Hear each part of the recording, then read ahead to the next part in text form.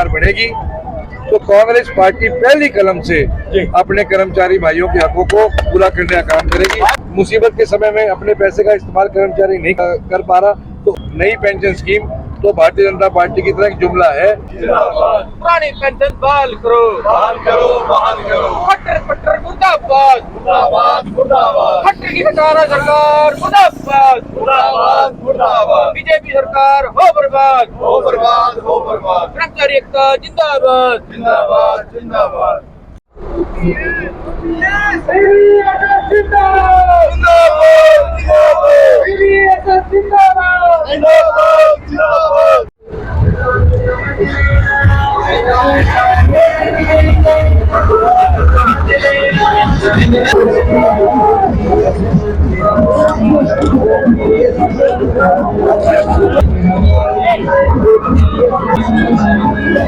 नमस्कार, आप देख रहे हैं GNA 24 HR 91 ब्रेकिंग न्यूज और न्यूज ब्रेकिंग तस्वीरें इस वक्त गरोंडा से दिखाई जा रही है, जहां पर आप देख सकते हैं लगातार जो है साइकिल यात्रा चलती जा रही है। अगर बात करूं कि टेम्परेचर की 34 डिग्री सेल्सियस के तापमान में इतनी चिलचिलाती धूप में जो है साइकिल यात्रा जो है यहाँ पर की जा रही है। और अभी हमने बात की उनसे कि उनका क्या कुछ कहना है। उन्होंने कहा कि इस बार जो OPS के समर्थन में होगा, सत्ता पर उसी का राज होगा। तो मैं बता दूं ये OPS है क्या, वो एक ऐसी योजना थी जिसमें जो सरकारी कर्मचारी थे उनको नौकरी से निकलने के बाद उनकी अगर मृत्यु भी हो जाती थी उसके बाद भी उन्हें पेंशन जो है वो मिला करती थी। लेकिन 2014 के बाद वो पेंशन जो है रद्द कर दी गई है, जिसको लेकर जो सरकारी कर्मचारी है वो नांगल से यात्रा कर निकलते हैं, साइकिल यात्रा, जो कि पंचकुला जाकर समापन करेंगे। ज्ञापन देके क्या कुछ मामला है पूरा, आइए विस्तार से जानते हैं। साइकिल यात्रा जा रही है, इसके लिए देखिए आज हमारे कर्मचारी भाई, सर्व कर्मचारी संघ के भाई पुरानी पेंशन बहाली के लिए सड़कों पर अपना पसीना बहाने का कार्य कर रहे हैं। मैं समझता हूं कि हरियाणा के निर्माण में हमारे तमाम कर्मचारी भाइयों का बड़ा योगदान है और उनके हकों के ऊपर एक बड़ा आघात मैं समझता हूं हुआ है कि जब उनकी पेंशन को, नई पेंशन स्कीम को और ओल्ड पेंशन स्कीम को बंद करने का कार्य मौजूदा सरकार ने किया। हम तमाम कर्मचारी भाइयों को आज विश्वास दिलाने के लिए, उनको समर्थन देने के लिए यहाँ आए हैं कि कांग्रेस पार्टी पूरी तरीके से कर्मचारी भाइयों के साथ है। जिस भी राज्य में कांग्रेस पार्टी की सरकार बन रही है वहाँ हम ओल्ड पेंशन स्कीम को बहाल कर रहे हैं। चाहे हिमाचल की बात हो, राजस्थान की बात हो, कर्नाटक की बात हो, हम लोगों ने ओल्ड पेंशन स्कीम को लागू करने का काम किया है। और हरियाणा में भी हम कर्मचारी भाइयों को विश्वास दिला रहे हैं कि जिस दिन हरियाणा में कांग्रेस पार्टी की सरकार बनेगी तो कांग्रेस पार्टी पहली कलम से अपने कर्मचारी भाइयों के हकों को पूरा करने का काम करेगी। जो ये ओल्ड पेंशन स्कीम और नई वाली में क्या बेसिक अंतर क्या है? देखिए, ओल्ड पेंशन स्कीम में मंथली बेसिस के ऊपर जो है वो पेंशन मिलने का काम होता है और नई जो मौजूदा पेंशन स्कीम जो सरकार ने बनाई है, सरकार कर्मचारियों का पैसा भी जमा कर रही है ना, उनको बता पा रही है कि उनका कितना पैसा सरकार के पास है। और जब उसको चेक करने जाते हैं तो रकम कुछ की कुछ निकलने का काम होता है। मुसीबत के समय में अपने पैसे का इस्तेमाल कर्मचारी नहीं कर पा रहा तो ओल्ड पेंशन स्कीम जो थी वो फिक्स्ड राशि हर महीने हर कर्मचारी को रिटायरमेंट के बाद पहुंचती थी। उससे वो अपने बच्चों की एजुकेशन को संभालता था, अपने घर के खर्चे को संभालने का काम करता था।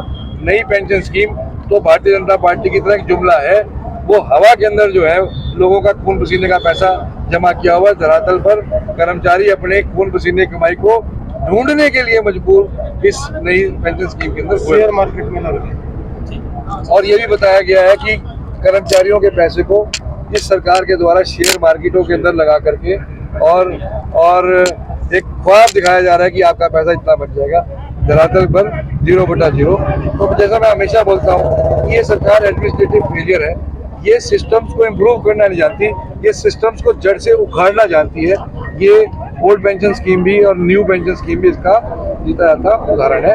इसलिए कर्मचारियों की मांग पर कांग्रेस पार्टी ने यह ऐलान देश भर में किया है कि हम जिस प्रदेश में सरकार बनाएंगे, ओल्ड पेंशन स्कीम को जो कर्मचारियों के बेनिफिट की स्कीम है उसे हर जगह हम बहाल करके चलेंगे। जी सर, क्या नाम है सर आपका?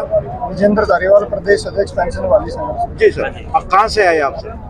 देखिए, हमने ओपीएस संकल्प यात्रा जी 2 जून को नांगल चौधरी से शुरू की है। हमारा एकमात्र मुद्दा है पुरानी पेंशन नीति को बहाल करना। उसको लेकर हम लगातार 2018 से संघर्ष कर रहे हैं और बड़ी रैलियां हम कर चुके हैं। 7 अक्टूबर 18 में हमने करनाल में बड़ी रैली की और जिला स्तरीय ब्लॉक स्तरीय प्रदर्शन तो हमारे चलते रहते हैं।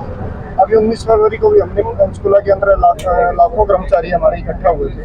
वहाँ आपने देखा होगा सरकार ने लाठी डंडे राशि देश के चलाने का काम किया। उसके बाद एक कमेटी का गठन किया गया, लेकिन वो कमेटी भी इस रवैये को लंबा खींचने और एक टाल मटोल वगैरह भी अपना रही थी, जिसको लेकर कर्मचारियों, अधिकारियों, तमाम सभी के अंदर रोष है। और उसको लेकर हमने 2 जून से नांगल चौधरी से यात्रा शुरू की, जो सभी जिलों से होते हुए जी 23 जून को चंडीगढ़ पहुंचेगी, जहां महामहिम राज्यपाल का होना यहाँ। वहाँ पे क्या कार्यक्रम होगा? देखिए, वहाँ कार्यक्रम कुछ नहीं है, अपना साइकिल यात्रा का समापन होगा। महामहिम राज्यपाल को ज्ञापन देंगे, क्योंकि महामहिम राज्यपाल की नियुक्ति लोकतांत्रिक नियमों को लागू करवाने के लिए और संविधान की सुरक्षा के लिए की जाती है। और जो सरकार हमारा संवैधानिक अधिकार छीन चुकी है, उस संवैधानिक अधिकार को दोबारा से हरियाणा प्रदेश में लागू करवाने के लिए हम महामहिम राज्यपाल से गुहार लगाएंगे और उनसे गुहार लगाएंगे कि सरकार जो तानाशाही रवैया अपने कर्मचारियों पर, जो सरकार की रीढ़ होता है, सरकार के दोनों हाथ होता है, उनकी नीतियों को आम जन तक पहुँचाने का काम करता है, उनकी सामाजिक सुरक्षा भी बिल्कुल उठाए।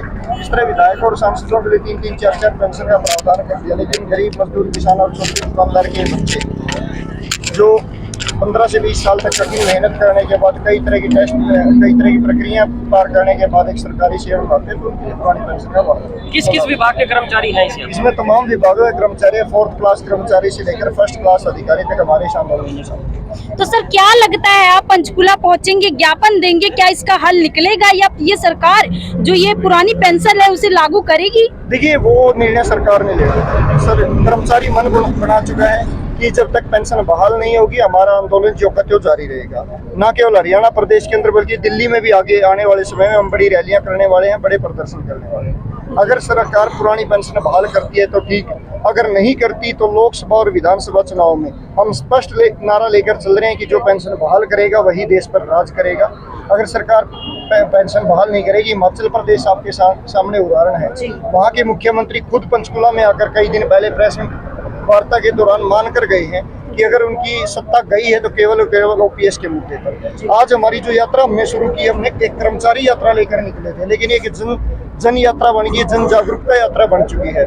जिस भी गांव से हम गुजरते हैं, वहाँ की ग्राम पंचायतें, वहाँ के बुजुर्ग, वहाँ की माताएं, वहाँ की बहनें, वहाँ की खाप पंचायतें, वहाँ के सामाजिक संगठन, जिस नगर पालिका से हम गुजरते हैं, वहाँ के नगर पार्षद, वहाँ के चेयरमैन, जिस शहर से हम गुजरते हैं, वहाँ के जिला परिषद, नगर परिषद के मेंबर, लगातार हर समूह, हर समुदाय हमारा इस आंदोलन में साथ दे रहा है और हमारे साथ कंधे से कंधा मिलाकर खड़ा है। और हर जगह से हमें आश्वासन मिल रहा है, चाहे किसान संगठन है, मजदूर संगठन है, इस बार जो भी कर्मचारी निर्णय लेंगे वो हमारे साथ चलने को तैयार है।